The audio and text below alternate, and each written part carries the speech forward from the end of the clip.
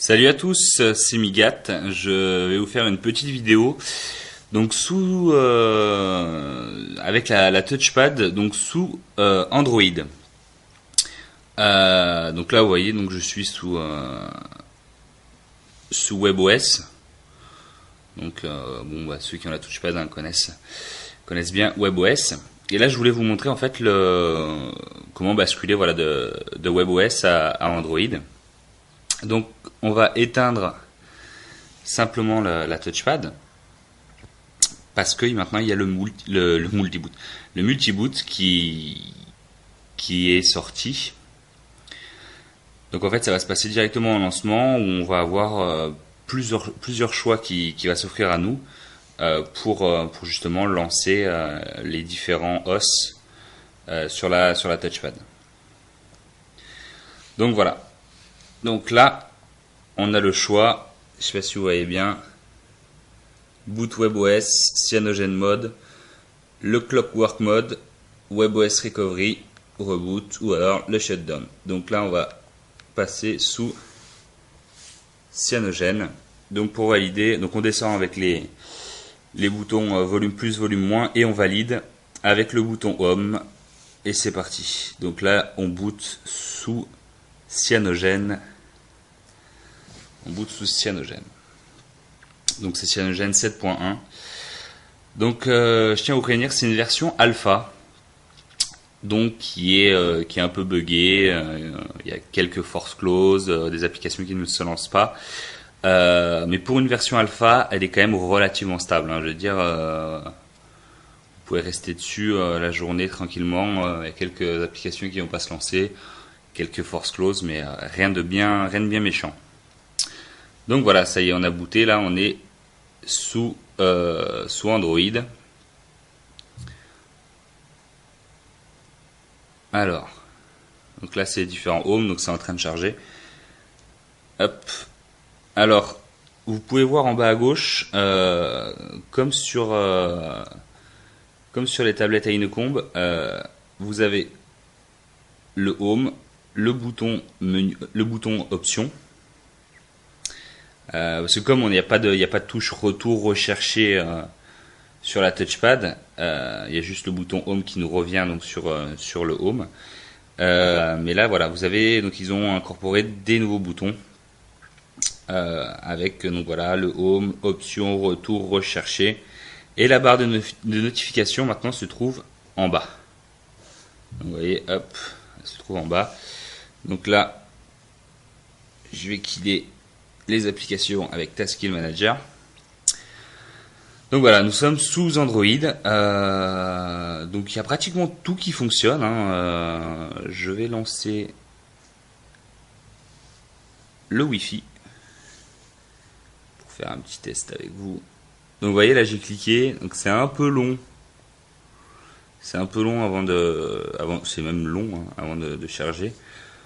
Donc c'est pas trop désagréable, mais bon, voilà, c'est une version alpha, donc s'il y a des petits problèmes, c'est normal. Donc voilà, je suis connecté, le bouton Home, hop, ça nous retourne. Donc on va aller montrer les paramètres à propos du téléphone. Donc voilà, numéro de modèle HP Touchpad version 2.3.7. Il reconnaît bien le dual core en CPU. Et version du mode Cyanogen 7.1. Donc c'est plutôt pas mal. J'avais fait donc cette CPU fonctionne aussi parfaitement si vous voulez overclocker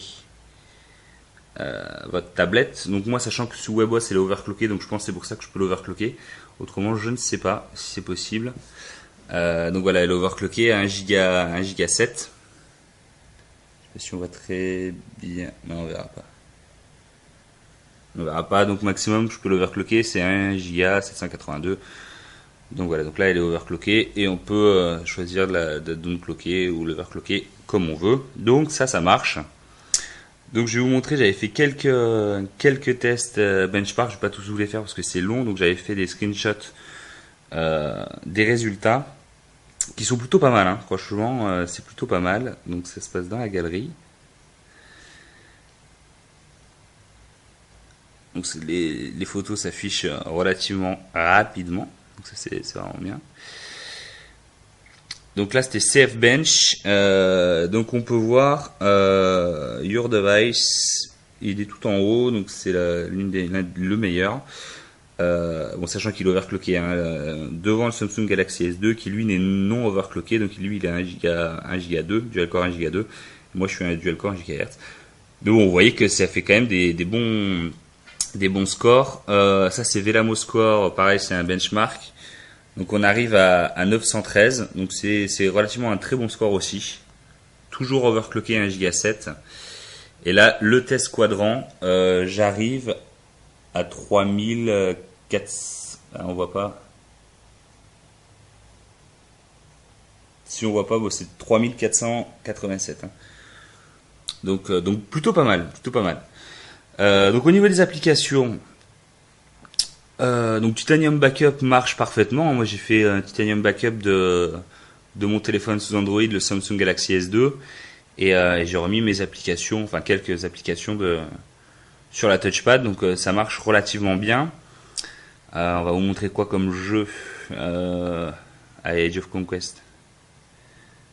Un petit jeu, si vous aimez Risk, vous allez aimer Age of Conquest. Partie continuer, bon, c'est juste pour vous montrer. Donc vous voyez, donc là on voit vraiment toute la map, donc ça c'est plutôt, c'est assez agréable, c'est super joli, donc ça marche vraiment bien, hein. Ça marche. Sur ça, on n'a pas de soucis. Je peux déplacer mes troupes, déplacer, hop, sur celle-là, on augmente la quantité de mes troupes. Je vais y arriver, voilà, et on valide. Ok. Vous voyez, ça marche bien. Bon, c'est pas un jeu gourmand. Hein. Qu'est-ce qu'on a? Un jeu qui peut être relativement gourmand. Fruit Ninja, j'ai pas testé. On va voir si ça marche. Ah oui, parce que c'est Fruit Ninja avec qui est en Tegra Zone. Donc j'ai pas encore installé Giantfire 3D, je ne sais pas si ça marche. Donc on verra bien, mais qu'est-ce que j'ai à vous montrer?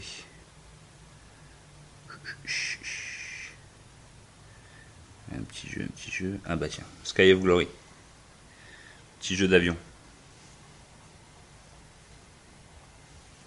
C'est lancé. Je crois qu'il a un peu planté là. Vous voyez, c'est pas encore super au point, mais ça marche plutôt bien. Hein. Il était où? Sky of Glory là. On va essayer de charger quelques temps, peut-être que ça va se relancer.